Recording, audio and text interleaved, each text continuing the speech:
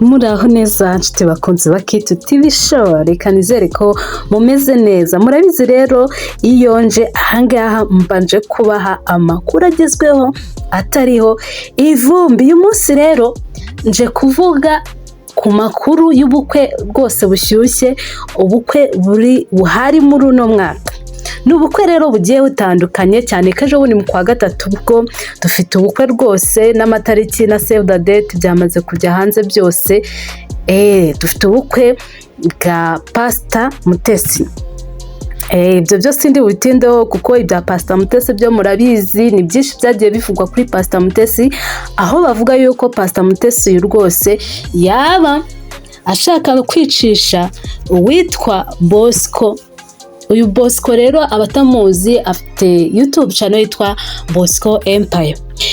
Amakuru yanjye rero ntago naje kuvuga kuri Pastor Mutesi, nuko nari mvuze ku bijyanye n'ubukwe. Nkibuka yuko na Pastor Mutesi mu kwezi kwa gatatu ejo bundi rwose tuzaba twatashye igikwe cye, dore yuko ubukwe bwa Pastor Mutesi hashyizweho mbese ni nka condition ku muntu uzataha ubukwe bwa Pastor Mutesi.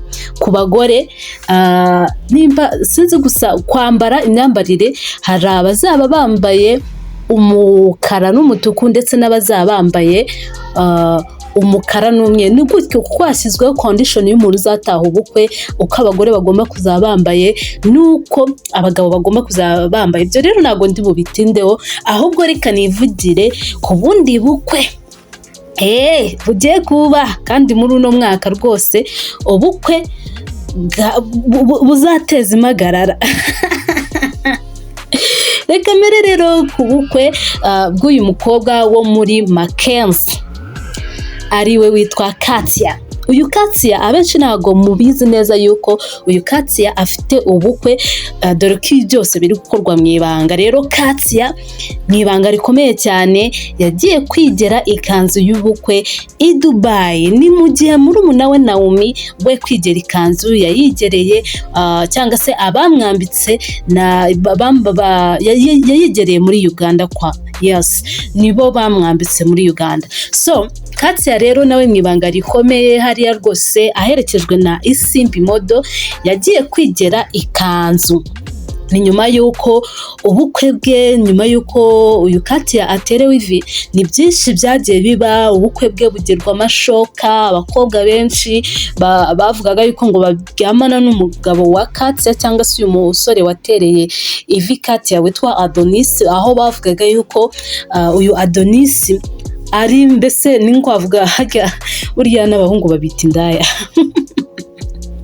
Ntago nzi niba n'umuhungu nyine uryamana n'abakobwa benshi cyangwa se uryamana n'umuntu atarashaka, nimba nyine bamwita indaya, ntago mbizi neza. Rero uyu Adonis bavugaga yuko aryamana n'abakobwa bagiye batandukanye, aho hagiye hasohoka amafoto menshi aho bavugaga ngo ni ubwambure bwitwa Adonis, aho abakobwa benshi bagiye bavuga ngo Adonis twararyamanye n'ikimenyimenyi, tuzi n'amazina imbwa ye yitwa yo mu rugo.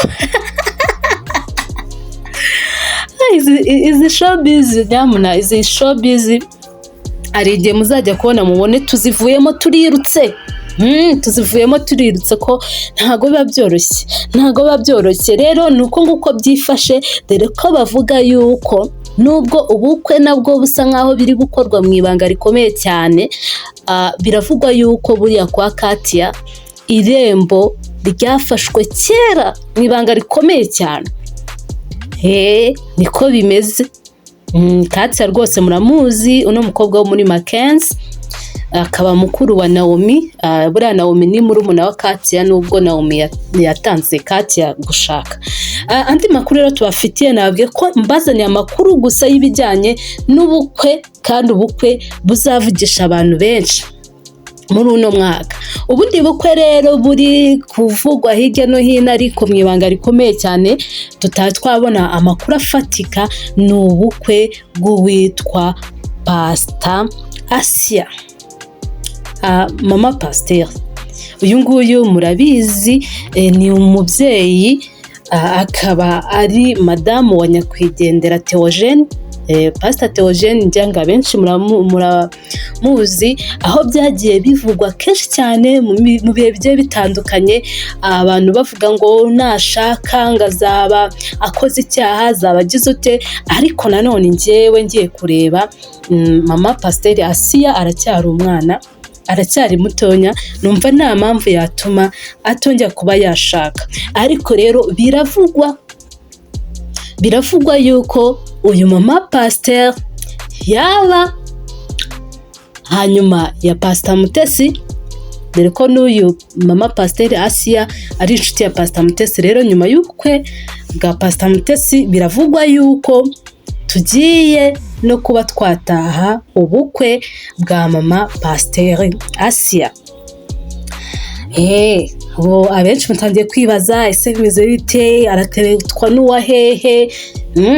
Gusa amakuru ahari ni uko azaba ari umudiaspora. Mama Pasiteri buriya yatanzwemo pasi ku mudiaspora, reka dutegereze turebe yuko bizaba confirmed. Sometimes n'igihe nirinda kubazanira inkuru numvishe kugira ngo bitazahinduka maze mwongere munera amabuye. Nayo makuru rero ahari, nayo makuru ari aha hanze. Nanije kubahereza amakuru ashyushye, amakuru ari kugenda avugwa ariko mu ibanga rikomeye cyane. Murabizi yuko hano mbazanira amakuru agezweho, amakuru ari update, amakuru ari muri showbiz ndetse amakuru y'ibyamamare. Nta munsi uzajya kubona ubone ngo nje kubabwira ku bindi bintu bitandukanye cyangwa se ku makuru ajyanye n'abandi bantu batari ahangaha ku mihanda.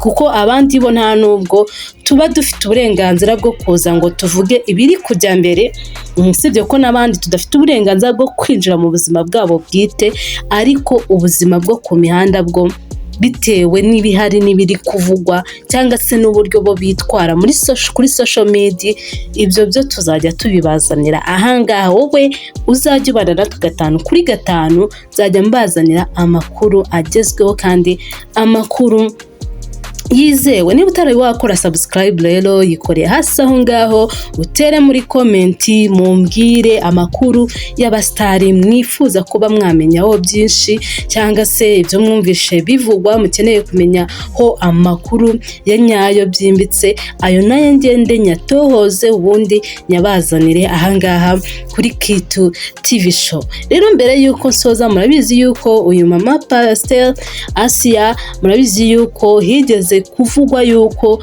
buriya Sabe hari ukuntu ajya atereta mama Pasiteri, akaba ari nayo mpamvu witwa Sabe yubakiye inzu nyirabukwe wa Asiya.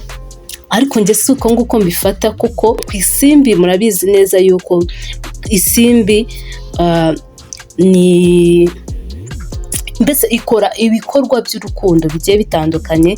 Ntago uriya mubyeyi cyangwa se uriya mukecuru nyirabukwe Asiya, ntago ari we mubyeyi wenyine Isimbi yaba yaragiriye neza. Ndavuga ubwo Isimbi TV cyangwa se kwa Sabe, ku buryo abantu batangiye kugenda bahwihwisanga impamvu Sabe ari gukora biriya, akunda Asiya. Hari igihe cyaciyemo tukabona Asiya n'uwitwa Sabe ntibajya bavugana, aho ngaho icyo gihe bavugaga yuko uwitwa Sabe yagerageje kuba yashaka kuryamana n'uwitwa Asiya, ariko mama Pasiteri Asiya akihesha agaciro akabyanga, bigatuma bashwana. Ariko mu bihe byashize hari igihe twabonye aba bombi bari kumwe, ndetse mama Pasiteri Asiya yagarutse ku Isimbi akora ikiganiro mu buryo bwo kunyomoza ibyari byaramuvuzweho we na Sabe. Nuko nko rero bimeze, nayo makuru dufite ku mihanda. Mu kanya gatonya mbafitiye andi makuru atari ivumbi avuga ku witwa Nyambo Jessica, uko bihagaze ubu ngubu we na Titi Brown. Hari igihe cyacemo tuvuga ngo barashwanye, ikindi turagaruka ngo bari kumwe, ikindi nacyo kizaza cyangwa se cyaje cyo kubabwira situation y'uburyo bihagaze ibintu byose. Rero reka mbabwire ni mukomeze kugubwa neza, mwe mwese muhora mukurikiye ibiganiro byacu. Caca.